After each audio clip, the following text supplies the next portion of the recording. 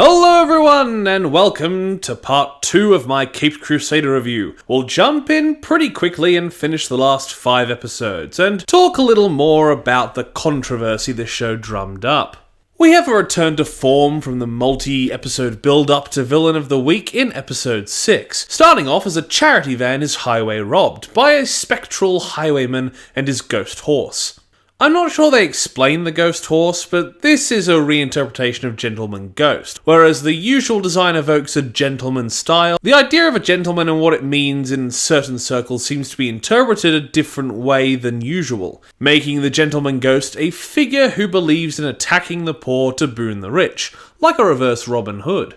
He appears in a nice homage to the Batman movie, but is at least gentlemanly enough to leave the female of the guards upright. Bruce speaks with Lucius again the next day, who is looking to buy some property, and the talk of the ghost makes for some nice dialogue between Lucius and Alfred, as they discuss the validity of hauntings. Meanwhile, Harvey is very angry that the mayor is going around making him look like a chump, and is jumped by Thorn, here to offer some underhanded help as the growing mobster in town. Harvey refuses, for now, so I can only assume the episode will spend time kicking his ass. Batman starts down the right line of questioning how the ghost picks his targets, but he makes his next appearance on the train Dent happens to be on, doing a press conference on just how swell he'll make life for the common people, while they look at him like he's a complete idiot. Batman manages to find the ghost, and we get a pretty well animated chase scene, Batman getting a look at the ghost's crest before it speeds through a wall, seemingly shredding the valuables with some nice effects. Bruce is still unbelieving while Alfred verbally schools him. Right as Batman ponders the crest, Lucius takes a peek at his new land, coming upon the large house still standing there, the old Craddock estate, being sold by a member of that family, only for the camera to pan to the door frame where the crest sits. Ooh. Bruce looks for the crest in a local library, and thanks to the help of a lovely librarian, he learns the backstory of it, and one James Craddock, our third Jim of the show, who put his family into disarray, losing his fortune, but believing as a noble he had the right to be rich, and for the poor to be poor, he became a highwayman. I became a highwayman, was daylight robbery. Bruce learns of the connection to Lucius's new place, and with a funny little interaction with Alfred, they head there immediately. Heritage Hill, Pennyworth. Don't spare the horses.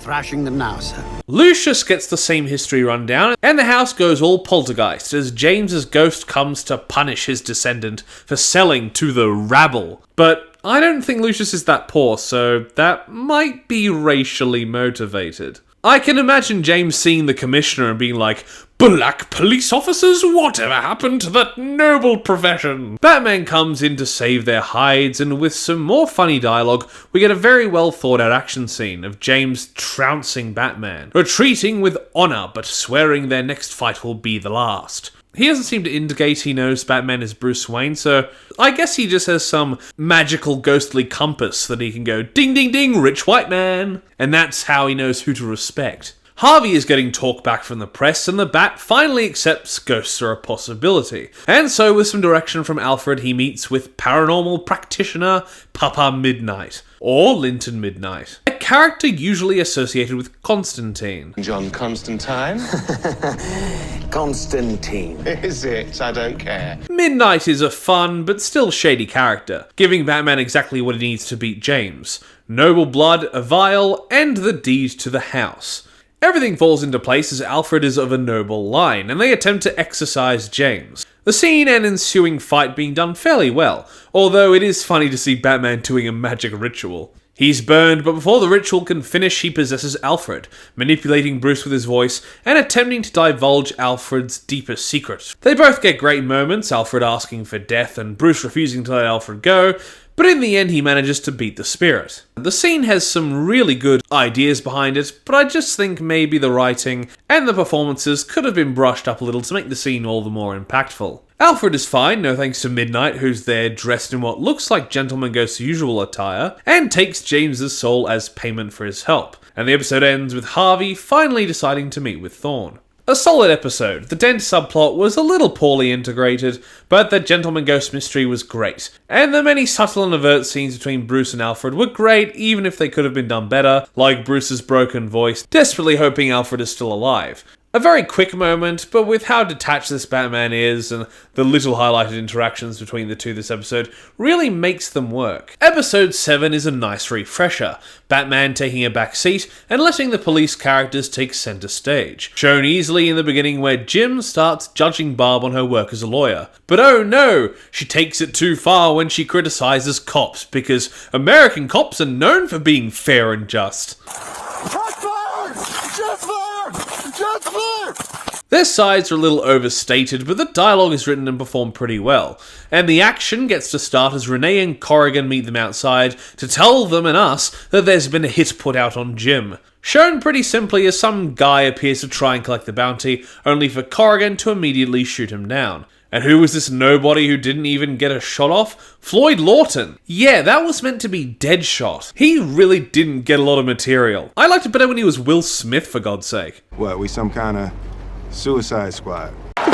Flass reiterates the info on the hit, him and Bullock wanting to raise hell in the streets willy-nilly, but Jim is unreceptive to any other measures, being dragged kicking and screaming into literally any protective measures. Wow, this really is pig-headed Gordon the episode. Both Babs and Renee are pissed at him, Babs more so, but while having an emotional scene, Batman appears, finally scaring the daylights out of her, and has some info. The hit came from inside Blackgate Penitentiary itself, and is open, more like a bounty, whoever gets it done gets paid. We get to see the inside of Blackgate looking like Alcatraz on its own island, as these very pleasant cops discuss the inmates they beat to death, taken down by Batman, who starts interrogating prisoners. He finds the go-between and we learn he doubled the price after Lawton's failure, meaning bigger fish are being drawn, and the one who will be the episode's main antagonist, none other than Onomatopoeia, voiced by Reed Scott. And is a pretty good villain for the episode. I haven't read any of Onomatopoeia's comics,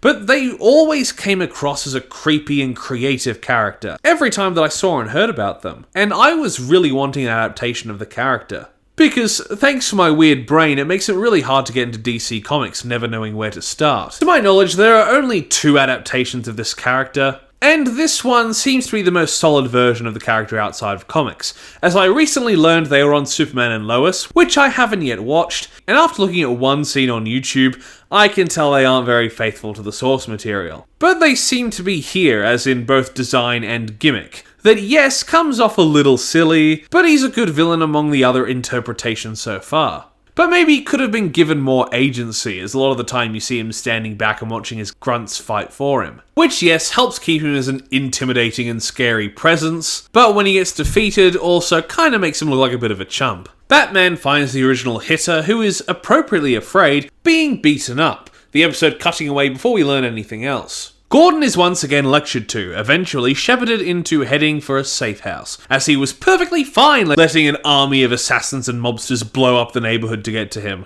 and then spends his time continuing to take pot shots at Barb's profession. Wow, this guy is so relatable. Although coming off of that, the episode is suitably tense once again, as Batman has important information for the cops they just miss. After some nice atmosphere building and the funny visual of Renee and both Jim squished into the back seat, they're attacked by another cop car in disguise, hitting the driver, leading Babs to once again have to take the wheel in an action scene, only narrowly missing the cliff and sending the distracted assassins off the edge, as for some reason the driver decides to gasp instead of turn. They decide to head for a hospital, but the car cuts out, leading them to come to the under-construction Wayne Gardens, hiding out in a half-built house, with Babs looking at the camera, giving this dumb fucking smug look. Onomatopoeia manages to follow the car by its oil spills, his gimmick making him pretty hilarious. Ding ding ding ding ding.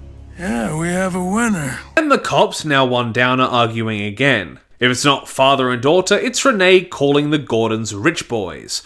Sure, what they're saying makes sense, and makes for good dialogue, but it's a little infuriating having them arguing non-stop for the past 15 minutes, and all of these opinions only coming up in this episode. Renee, not to my memories ever bringing up any sort of resentment towards the Gordons, and unless I'm forgetting something from the first episode, I don't think Jim and Barbara have had any conversations about their jobs before, it all coming to a head in this episode with no build-up. Wow, I find myself really liking this episode by the end of it, but there really were a lot of overlooked things. Onomatopoeia and his boys find them, creating a pretty tense standoff. Corrigan and Babs covering the back, the lawyer as fearless as ever, and come on. They have Babs' profession there to clash with her father, which is interesting, but beyond that, it doesn't seem to change her as a character. She's just as badass and fearless holding a gun as she would be as a cop or fighting as Batgirl, with no clear justification. In this episode, she will continue to have the shit beat out of her and walk it off with barely a scratch. I can kind of excuse that when the professional trained cops get out of a fight, but you don't expect Alan Shaw to beat the shit out of someone, or fearlessly shoot back in a standoff. And no, before anyone says, I'm not being all, she shouldn't be brave and badass because she's a woman. No, I think Montoya proves that false. I'm just saying the little variation of having Babs respond differently to the 3 seasoned police officers would seem more realistic, and not necessarily take any agency away from her. While they're distracted, Bats lays the beat down, getting opportunities for the cops to fight back, while Onomatopoeia watches. And we also get Corrigan and Babs attacked by 2 assassins. Batman gets to Onomatopoeia directly, and his gimmick works better here, in the well-choreographed fight, and the way Batman beats him up is pretty fun and badass. While that's happening, this big beefy man repeatedly hits the cop and lawyer with heavy metal and other blunt objects in the head. But both are fine, I guess. Barely a scratch on them. The Bat gets to tell Jim that the hit was cancelled, but it wasn't for him. It was for Babs, which is a pretty interesting turn. Even if it's strange that Flass and Bullock seem to think it was for Jim as well, according to their street contacts. You think at least someone will bring up the fact that it was Barbara and not Jim. Corrigan turns on Babs to try and collect, but Jim stops him. Everything turning out okay in the end as the assassins and Corrigan are led away. Babs also gets to meet with the guy who tried to kill her, unhappy with the sentence he got, as she defended him in court. The scene is pretty good, but that makes the moral of the episode very confused. It doesn't really show on Babs going forward whether she now agrees that all criminals are bad, or that she still thinks some are just victims of circumstance. Sure, she will get similar agency in the 2-part finale, but it doesn't directly relate to her journey here. I just wished we got a better look at how this specific incident affected her, and Jim's opinions on either of their jobs, as the episode did set up right at the beginning. I liked the episode, but that's not to say it didn't have problems. Onomatopoeia could have been done better, even if I did like him here, and as I said, the character-based narrative set up in the beginning wasn't really used. Also, when they're all protecting Jim, making him such a dickhead made me wish someone would just shoot him already, so they went a bit too far in that department. Now we get the last one-off story before the 2-part finale, episode 8. We start at an orphanage, where 2 familiar faces sneak off to see the travelling circus. These 2 are Dick Grayson and Jason Todd, and if you're any fan of Batman, you'll probably recognise at least one of those names as being the Robins. A very strange choice for this show to take, but considering the other 2 Robins they introduce later, I'm pretty happy with the selection. They're found by a surprise goth girl, Natalie, played by McKenna Grace, who lures Dick into the circus, leaving Jason on his own. It's a pretty obvious start to the mystery, but no less effective. The fun at the carnival is sold well, as Bruce entertains another rando lady friend and runs into Leslie Tompkins, in this incarnation the carer of all the orphanage children that Bruce helps fund. Among the bearded ladies and 2-headed goats, we find another act, Anton Knight, played by Haley Joel Osment, who in his stage chicanery demonstrates a machine that apparently makes one immensely stronger. He gives off slightly creepy vibes as he empowers a de-gothed Natalia, who the machine seemingly works on, even if it just looks like a bunch of goofy special effects. Jason is lurking, missing Dick, so Natalia lures him away to find his friend. Dent is stuck in the dunk tank, but sees Thorn lurking. All this going on while Natalia is kidnapping Jason, just like Dick. And soul-stealing, only to be interrupted by Anton, her brother who is trying to help her with her child soul addiction, only just needing that one last fix. Now Leslie is starting to get worried, but Dent couldn't care less, her actually getting help from Bruce, who takes off after Stephanie Brown, one of the Bat family, which just really quickly off the top of my head, I think probably has the most identities of these Robins, being Spoiler in her own right, one of the Robins, and a Batgirl. All the Dent stuff feels strange, interrupting the plot, but by the end it does pay off well, leading us into the 2-part finale, as Thorn tells him to take some money in turn for a fixed court outcome. Meanwhile, Bruce follows Stephanie into the Hall of Mirrors, and this next bit I'm torn on. In his desperation to find the girl, the circus troupe, including Waylon Jones, become interested in him, seemingly assuming he's a pedo. It's very funny as they wail on him and leave him in a ditch, but I'm certain there might have been better ways to make sure we get a time jump to make sure the climax works as intended from a timeline perspective.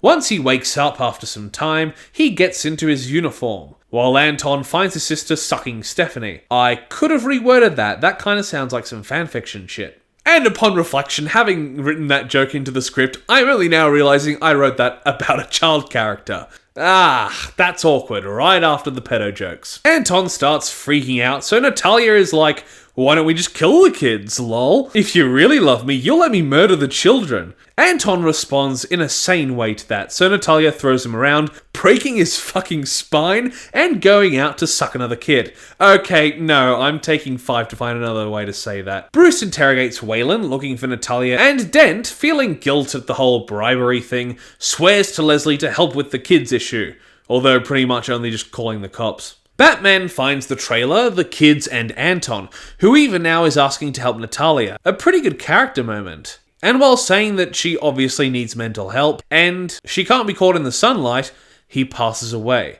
Which I'm pretty surprised by. Sure, none of the kids actually die, but this episode is still kind of brutal on an emotional level. We meet the last Robin, Carrie Kelly, practicing with her slingshot to take down any big bad kidnappers, but is taken off guard as Natalia, using her kind face, disarms her and tries to give her the old 1-2 buckle my shoe 3-4 suck your soul. Carrie badassly knees Natalia and makes a run for it, and with how easily the other kids were taken out, I like that Carrie, probably the least popular of the four, originating from the Dark Knight Returns, gets the agency. The noise attracts Batman as Carrie tries to hide among the trees, in a nice tense scene, but is caught and subsequently saved by Batman. The fight between Natalia, or as foreshadowed by the episode title, the comic character Nocturna, is good.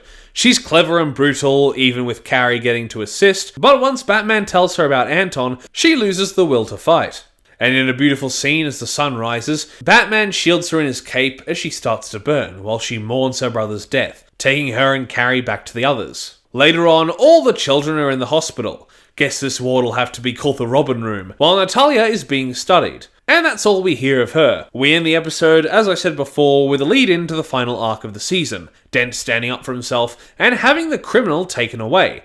But while in the bathroom, Thorne's minion takes his chance, getting retribution via face acid. I thought this was Gotham, not London. Nocturne is an overall solid episode with some nice heart to it, and references galore that really work. Sure, it was a little distracting popping back to Dent every now and then, but the payoff was definitely worth it. We start the 2-part finale with episode 9, and we get a pretty nice nightmare sequence from Dent as we learn of his insecurities and how he's now living. Fair while after the attack, losing the election and resigning in the meantime. In his messy apartment, and already showing signs of his bipolarity. With the cops, Jim is pissed that no one knows who attacked Dent, who is refusing to tell them the real story, but looks surprisingly supportive of Dent. Meanwhile, Bruce meets Harvey in an attempt to get him out of his shell, inviting him out for a meal, trying to cheer him up. The scene is really interesting as Bruce keeps pushing him, and with the added stress, paranoia, and his inability to keep his darker thoughts separate, causes Harvey to have a very public freakout,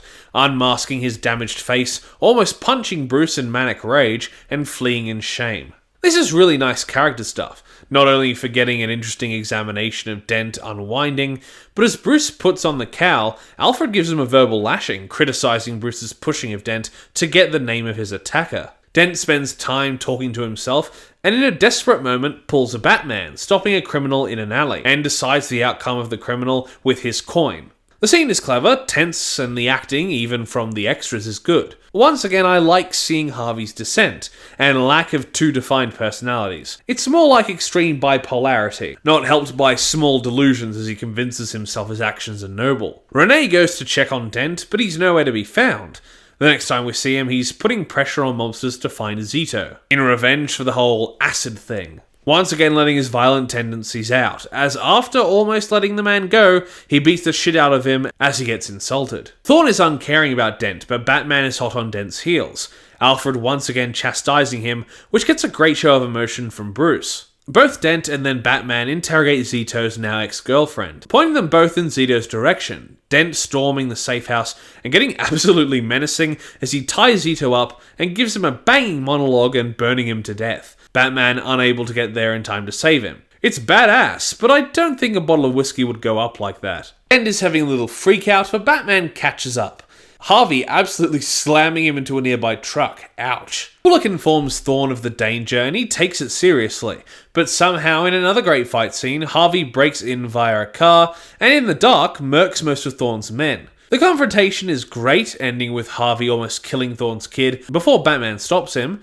Batman's head injury becoming symbolic, as you can see by the two Harvey. But the Thorns get away, snapping Harvey back to reality, knowing that he has to be stopped before the other guy finishes the job. Which is weird because other than doing this second person talking, there's no evidence of multiple personalities. For a show with such a focus on mental issues, it's like they couldn't decide which way to go with Dent. In a great bit of irony, Harvey's lawyer arrives, ending on the reveal that it's Barbara. Like I said, the ideas seem a little ill-defined, but there's a lot of great stuff in this episode. A lot of payoff to build up, acting, cool action, and Batman being challenged emotionally. Let's see if the finale can match or get better. With episode 10, we come to a close. Harvey and Babs are already off to a bad start, but she uses his coin trick from episode 1, getting him on board and waiting for an independent psychoval. Thorne is after Dent, using a very stupid analogy for his feelings. He's an itch that needs to get scratched. We get some nice stuff in Arkham, Harvey helping another inmate,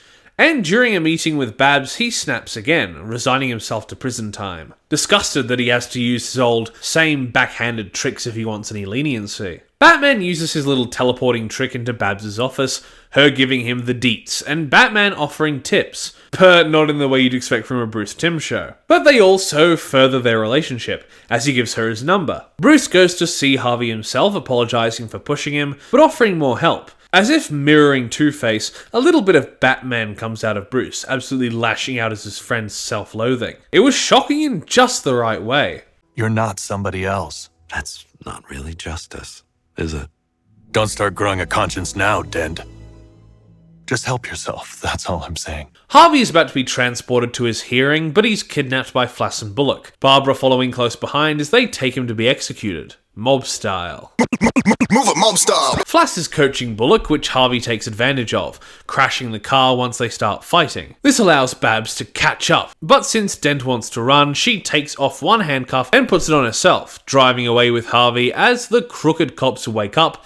Scared Dent'll tell, but Thorne has more men looking around. Babs informs Jim and Batman, getting a priceless reaction from Harvey, but they're followed by Thorne's men as they get to the docks. Harvey gets a nice little talk about how he started off trying to do the right thing, but becoming an arsehole, because that's the way the world works, which is an interesting concept, but I wish we'd seen more of the hopeful, happy, good guy Dent, and less kinda good but mostly arsehole Dent. The crooked duo figure out Babs is with him, ready to execute the both of them, as Babs and Harvey manage to reach Jim, Renee and Batman in the dense fog. Harvey is still pretty depressed, but Batman and Jim give him a pep talk as the gangsters approach, Batman sliding through the fog to take them down, giving us some pretty fun visuals. Harvey gets them away from the cops to try and talk Babs into running, almost hitting her in a rage after beating one of the mobsters, but she doesn't let up. Wow, absolutely nothing phases any of these characters, apart from Dent's own rage and depression.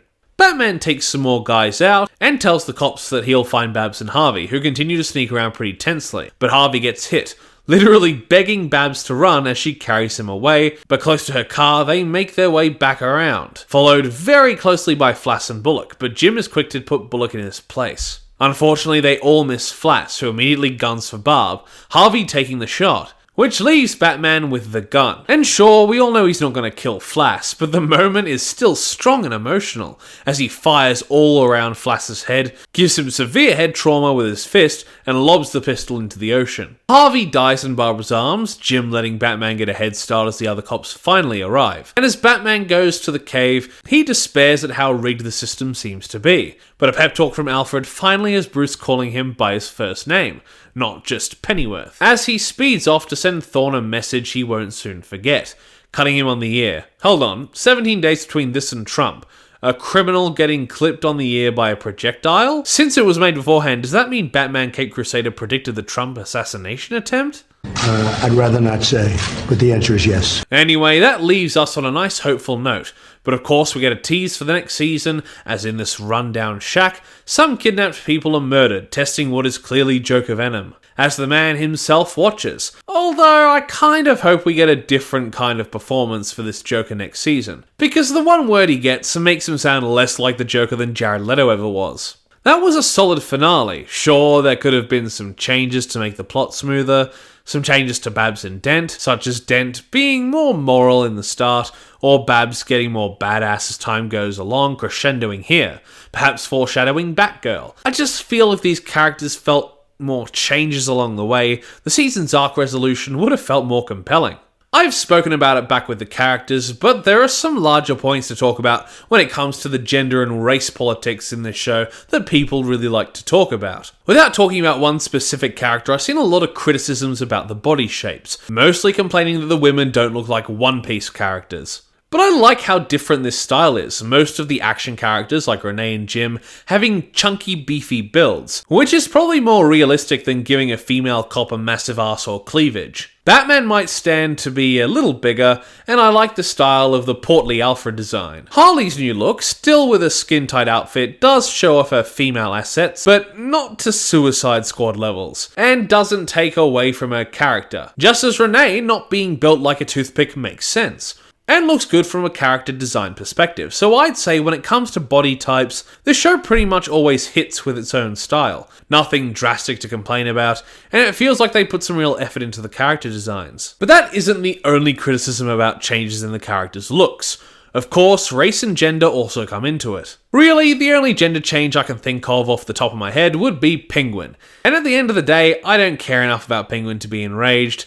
But apart from her children, nothing is really done with this change. They could have leaned into the two-faced Shotun hostess gangster angle, but since she's only a character for the first episode to set up Thorn, it ends up just being an unnecessary point that doesn't really need discussing. I've heard that in a news article, it was said by the showrunners, maybe even Bruce Timm himself, that it was done because Batman lacked really good female villains that weren't his love interests or something along those lines, and that's just a lie, so I don't know what's going on with those articles. But of course, there are also complaints about race changes, the Gordon family being a prime example. And I think it might actually add, even if no interpretation including this one actually makes use of his race, you'd think that the cop that wants to solve corruption would get something added to his character by being black in a city where all the rich mobsters are white. But it's really just more of a baseless creative choice here. And when it comes to Babs, well, they kept her ginger hair, so I got no complaints. As a ginger, I find it strange that so many ginger superhero characters in adaptation are race changed, and the designers don't think about their second most prevalent feature, their hair. It's simple to colour, either a drawing or an actor's hair, so you don't change 100% of the character's appearance, keeping them at least somewhat recognisable, and they hit the right balance for me here. The other major character change is Harley, not only in race but personality, the goofy self being the therapist and the serious self being the costume. But her race also doesn't come into play at all. Maybe it helps that her new costume works better with her body type and face, but once again, I'll touch on the hair thing, which I think is consistent, as I know in at least some continuities Harley is a fake blonde. Well, the joke's on you. I'm not even a real blonde. So it's perfectly sensible that she may just have black hair, and perhaps, now that she's implicated in her crimes, she might turn up as a blonde for a disguise next season. At least that's the way I'd take the show. Strangely, the more touchy race change comes in the minor character that is Flass, originating as a white guy in the comics, and his first appearance there in Batman Volume 1, issue 404, where he beats up a black kid for carrying a comb that slides kinda like a knife, excusing himself because he felt threatened. So it's kinda weird to get a kinda racist character and make him black. I personally think that's a far more divisive change than Harley or the Gordons, and I think I saw one person talking about it, which makes me think that these outraged people don't think beyond, ooh, white character is black or Asian now, how woke. So, over this season's 10-episode run, we get a lot of solid episodes, interesting reinterpretations of characters, and stories, and an attempt to build a rich world by fleshing out the characters over the show. The cops, Dent and Babs, and of course Batman himself. getting the most change of these characters, but a lot of this progression could have been done better. I've touched upon Babs and Harvey, but even when Bruce makes mistakes, lashing out or pushing Harvey, not much comes of it. And the only massive thing that we see is that he becomes slightly softer around Alfred in the last 5 minutes. Not much beyond episode 7 is done with Jim, and that's kinda sad. So while individual episodes work as a season with multiple arcs, I feel a little more care or attention could have been taken to make it work much better as a whole. And releasing this whole season all at once, and not weekly, highlights this issue. My favourite episode was probably 5. I found Harley really interesting, and having Batman and Babs use it as a focal point for interactions made for a solid plot. And it's probably the most emotional focus Renee gets outside of episode 2, only for her to seem to stagnate for the rest of the show. Beyond suddenly lashing out at Barbara in episode 7 for, I guess, not liking how violent Gotham is as a city. A pile of good things and undercooked things, which come together to make a fine show, but one that could have been done a lot better with more feedback or time put into it. But the place it comes from seems genuinely creative and appreciative of the source material, so I'll give the first season of Batman Caped Crusader